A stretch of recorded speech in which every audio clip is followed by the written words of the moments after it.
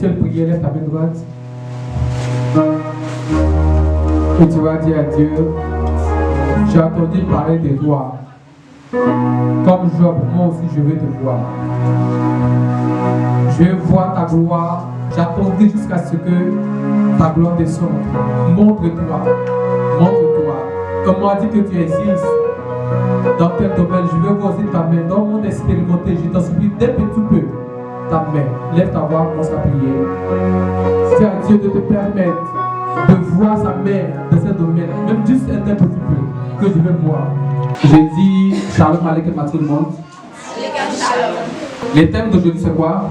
De la prophétie à son accomplissement. Le thème va nous faire du bien tout à l'heure. J'ai envie de prophétiser pour une personne, deux personnes. Amen. Lorsque vous venez dans la maison de Dieu, il faudrait que Dieu aussi puisse nous dire quelque chose, afin que nous soyons rassurés, qu'il nous connaît. Sache que si j'ai donné ton nom, ton adresse, ce que tu as mangé, d'où tu viens, tout ça, c'est pas parce que je suis fort. Si Dieu m'a permis de connaître ton nom, ton prénom, d'où tu viens, tout ce que tu as fait, ça veut dire que Dieu te connaît. Sinon, on n'allait pas tout révéler toutes ces choses. De la prophétie à son accomplissement. Quelqu'un peut me prendre rapidement. Isaïe 55, verset 11. Isaïe 55, verset 11. Ainsi en est-il de ma parole qui sort de ma bouche. Elle ne retourne point à moi sans avoir exécuté ma volonté et accompli mes desseins. La Bible dit, ainsi en est-il de ma parole. Elle ne retourne pas à moi sans avoir été accomplie ce pourquoi elle a été relâchée. Ce qui veut dire, si Dieu dit à Rita, et Rita va résoudre son foyer, cette prophétie doit normalement s'accomplir avant qu'elle ne retourne chez Dieu. La prophétie, c'est un moyen par lequel Dieu annonce un événement futur. Quand c'est la parole de connaissance, ce sont des choses qui sont déjà passées. La parole de sagesse, c'est lorsque Dieu donne une solution pour un problème qui est posé, un problème que la parole de connaissance a évoqué. La prophétie peut être globale. Par exemple, on peut prophétiser pour la Côte d'Ivoire, mais la prophétie aussi est individuelle. Cependant, il y a plusieurs personnes qui ont eu des prophéties qui se sont réellement réalisées. Par contre, d'autres personnes ont des prophéties qui ne sont jamais réalisées. Quand on parle de prophétie, il y a les réalités de la prophétie. Il y a le contenu de la prophétie. Ce n'est pas seulement prophétise, mais il y a les réalités qui sont là. La toute première des choses que je veux dire à quelqu'un, il faut croire à la prophétie. Ne pas croire à une prophétie, c'est de ne pas croire en Dieu. Parce que si Dieu t'a donné une prophétie par un songe, par un prophète, par qui que ce soit, et puis tu ne crois pas, croyez à la prophétie. Croyez en Dieu, parce que Dieu est fidèle pour l'accomplir. Croyez à ce que vous avez reçu. La deuxième des choses, je vais te parler des concours de la prophétie. Une prophétie peut ne pas s'accomplir si les conditions de son accomplissement ne sont pas réunies. Il y a un travail qui est là. Et on t'appelle, on a besoin de gens pour travailler. Envoie ton CV. Quand tu envoies ton CV, tu dois remplir le formulaire du poste. C'est pas parce que tu n'as pas rempli les conditions du poste que le travail n'existe pas. Le travail existe, mais c'est toi qui ne remplis pas encore les conditions pour prendre le poste. Lorsque tu reçois une prophétie, c'est pas le temps de pouvoir aller manger à ticket, aller courir. Mais la prophétie est un appel à la prière. Toute prophétie est un appel à la prière. Rapidement, Daniel 9, verset 2. Daniel 9, verset 2. La première année de son règne, moi Daniel, je vis par les livres qui devaient s'écouler 70 ans pour les rues de Jérusalem. Daniel 10, verset 12. Il me dit, Daniel, ne crains rien, car dans le premier jour où tu as eu à cœur de comprendre et de diviner devant ton Dieu, tes paroles ont été entendues. Et c'est à cause de tes paroles que je viens. Voici quelqu'un qui s'appelle Daniel. La Bible déclare qu'il y a un prophète qui s'appelle Jérémie. Et Jérémie a prophétisé qu'Israël allait être esclave dans un pays étranger. Mais à partir d'un certain nombre d'années, ils seront libérés. Mais ils étaient en esclavage à Babylone. Après, Daniel est parti regarder dans les livres. Il a vu que Jérémie avait prophétisé pour dire dans tel nombre d'années, on peut être libéré de l'esclavage et repartir dans notre pays. Mais voici que jusqu'à aujourd'hui, on est encore esclave. Donc la prophétie, c'est pas encore accompli. Il dit non, il y a quelque chose qui cloche. Donc c'est là que Daniel a commencé à prier. Lorsqu'il a commencé à prier, qu'est-ce qui s'est passé? Quand Dieu a envoyé l'ange Gabriel à venir parler à Daniel, lui dire en réalité, j'avais dit qu'il serait libéré, mais voici ce que tu dois faire, voici. C'est ce que je vais dire à quelqu'un ici. Lorsqu'on te prophétise sur toi, ton papa a prophétisé sur toi, ton pasteur, qui que ce soit a prophétisé sur toi, écoute très bien.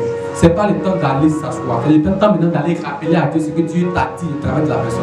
La Bible dit, lorsque Dieu a dépêché un ange de venir exaucer Daniel sur la terre, il y a un des démons qui est au deuxième siècle qui a bloqué l'ange. Donc l'ange est resté ça va être en 21 jours. Jusqu'à ce que Dieu dépêche l'archange Michael. C'est l'archange Michael qui a quitté là-bas pour venir délivrer délivrer l'ange qui était au deuxième ciel. Et puis l'ange qui est au deuxième ciel est venu donner le message à Daniel.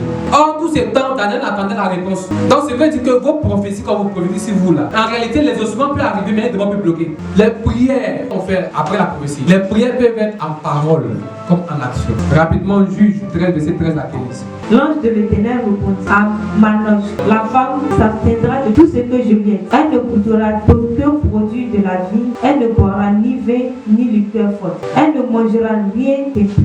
Elle observera tout ce que je lui ai prescrit. Manoch dit à l'ange de l'Éternel, permets-nous de te retenir et de t'apprêter un chevreau. L'ange de l'Éternel répondit à Manoch, quand tu me retiendras, je ne mangerai pas de ton mets. Mais si tu veux faire un holocauste, tu l'offriras à l'Éternel. Manoch ne savait point que ce fut un ange de l'Éternel. Et Manoch dit à l'ange de l'Éternel, quel est ton nom, afin que nous te rendions gloire. Amen. Il y a un monsieur qui s'appelle Samson. Avant que ça soit Mounès, quand l'ange a fini de lui parler de toutes ces choses, son mari n'était pas là. Vraiment, il y a un homme qui est venu, elle ne sait pas que c'était un ange. Il m'a parlé de telle manière, qu'il est tombé enceinte, il n'a pas mangé tel cheveu, l'enfant là, on va regarder ses cheveux, tout ça. Donc le papa de Samson est revenu dans les champs, et puis il a prié. Il dit, Seigneur, permets que l'ange revienne. Et ils sont repartis au champ, l'ange est revenu. Et l'ange a répété les mêmes choses qu'il a répété à sa femme. C'est une prophétie, n'est-ce pas? Quand la fille de prophétiser, qu'est-ce que Manoch a fait? Permets-moi de te retenir et de t'offrir un cheveu. Oh, il ne savait pas que c'était un ange. C'est quand l'ange va rentrer dans le feu, l'ange va disparaître. Votre dit, mais il y a bien un ange, ils vont se prosterner. Donc avant d'abord, il pense que c'était un homme. Ce qui veut dire que lorsqu'on t'annonce une prophétie, il faut sécuriser ça avant de t'envoyer un acte. Il y a des gens qui ont raté des prophéties parce que rien n'est sécurisé dans les prophéties. Tout à l'heure, il vient, je prophétise si ma fille Sarah ici, je prophétise des bonnes choses pour elle, il vient de prophétiser pour elle. Elle dit Amen, il veut s'asseoir. Mais elle n'a rien donné à Dieu pour sécuriser ça. Il y a vous dire pourquoi on doit sécuriser les prophéties. Genèse 32, verset 25. Genèse 32, verset 25. Voyant qu'il ne pouvait le vaincre, cet homme le frappa à l'endroit du... La Bible déclare qu'il y a un homme qui s'appelle Jacob. Il a rencontré quelqu'un sur la route. On était à l'aurore 4 et 5 heures. Et bien, il était à la personne, il faut me bénir. La personne dit tant il ne te bénit pas. Il faut me bénir, il ne te bénit pas. Donc les deux se sont battus jusqu'à... La personne a fait quoi? La personne a cassé sa côte. Vous voyez pas les deux différences. Manoach a rencontré l'ange, il a offert un peu. Samson est né, ça s'est accompli. Jacob rencontre un ange, il donne rien. Il dit à l'ange de le bénir. L'ange a cassé sa côte. Une prophétie peut être modifiée. 2 Rois 20, verset 5 à 6. 2 Rois 20, verset 5.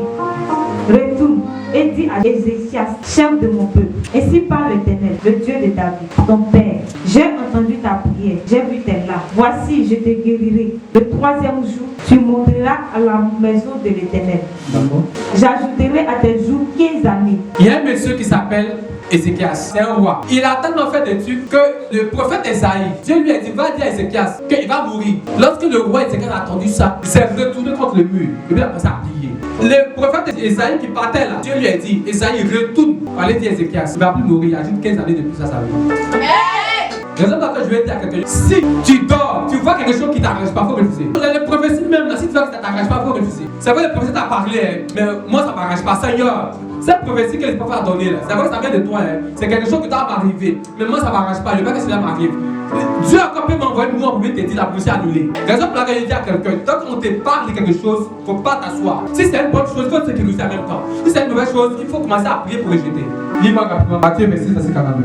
Matthieu 26, verset 42. Il s'éloigna une seconde fois et pria ainsi.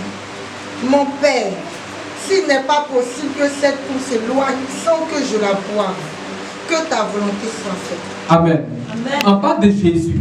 Et le grand Jésus devrait mourir pour ça à la croix. Il voit qu'on doit le frapper tout son corps. Il voit que c'est un être humain.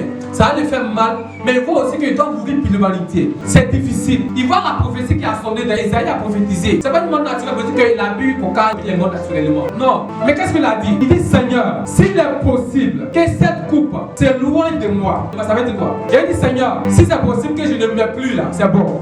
Mais que ta volonté soit faite. Il a accepté parce qu'il sait que c'est pour le bien de l'humanité. Et toi, lorsqu'ils t'ont prophétisé quelque chose, parce qu'actuellement tu as vécu des situations difficiles, là tu as abandonné. Avant d'atteindre une autre montagne, tu dois passer forcément par la vallée. Si la vie te lance des pierres, c'est que tes fruits sont mûrs. Si on prophétise sur toi et que c'est dur, tu vois que la chose pour laquelle ils ont prophétisé est vraiment difficile pour toi. C'est une bonne chose, mais c'est difficile, c'est dur. N'abandonne pas foi. Même si elle tarde, elle s'accomplira certainement.